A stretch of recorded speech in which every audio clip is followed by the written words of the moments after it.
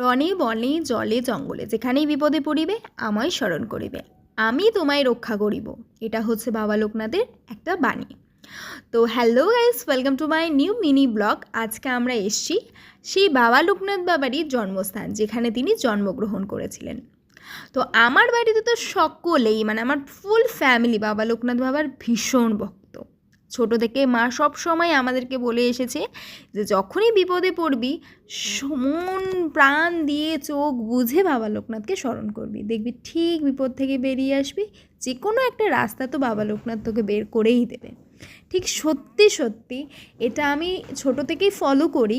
আমি যখনই কোনো সমস্যা হোক বা কোনো ভালো হোক খারাপ হোক, সমস্ত কিছুতে বাবা চোখ বন্ধ করে বাবা লোকনাথকে স্মরণ করেছি।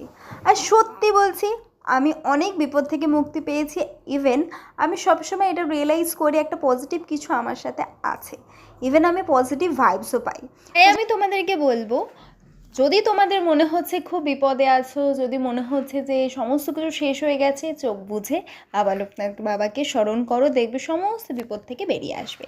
তো আমরা যেহেতু সকাল সকাল এখানে এসেছি, এসে আমরা অনেক আগেই অঞ্জলি দিয়ে নিয়েছি, যার জন্য এই টাইমটাতে আমরা অনেকটাই বেশি ফ্রি ছিলাম। আর অনেক ছোটোবেলায় যেহেতু আমি এসেছি, আর একা একা সত্যি বলতে কখনোই আমার এই চাকলা কচুয়ায় এসে পুরো মন্দির ঘুরে দেখা হয়নি। তো আজকে মনের সুখে আমি মন্দিরটাকে ঘুরে দেখেছি, আর আমার বেশ ভালো লেগেছে। তো এখান থেকে ভোগ খেয়ে দেখো আমার অবস্থা। অনেকটা টাইম মাঝে কাটিয়েছি, সেটা আর ভিডিও করার মতন পরিস্থিতিতে ছিলাম না।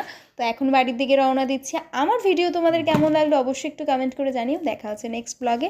আর কারা কারা তোমরা বাবা লোকনাথের ভক্ত একটু কমেন্ট